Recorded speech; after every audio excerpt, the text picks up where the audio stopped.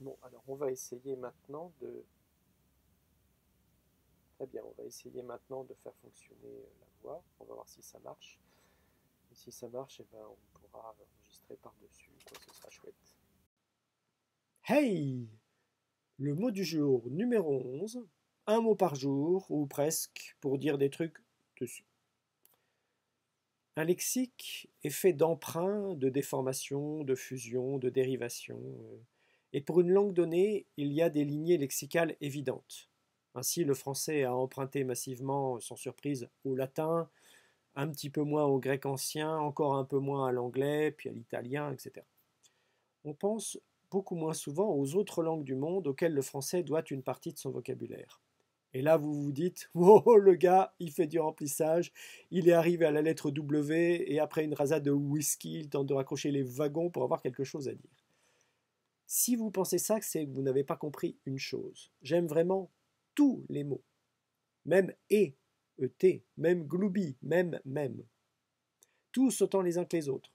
Et donc là, vous vous dites, il gagne du temps, c'est louche. Alors oui, wapiti.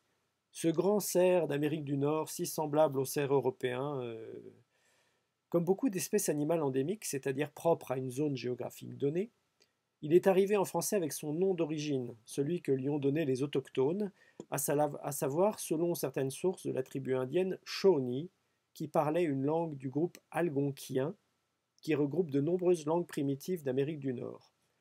Le nom est ensuite passé dans l'anglo-américain auquel le français l'a emprunté. Pémican, papouze, wigwam, tomahawk, squaw ou encore mocassin proviennent également de cette famille de langues algonquiennes, et si vous avez lu Lucky Luke, ce sont des mots qui vous sont sans doute familiers. Ainsi voguent les mots, ils passent d'une langue à l'autre, puis à une autre, puis encore à une autre.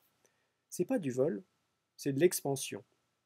À bientôt en langue wapiti. Enfin,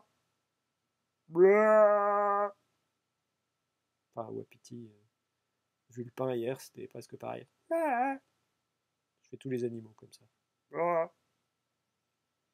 C'est un style.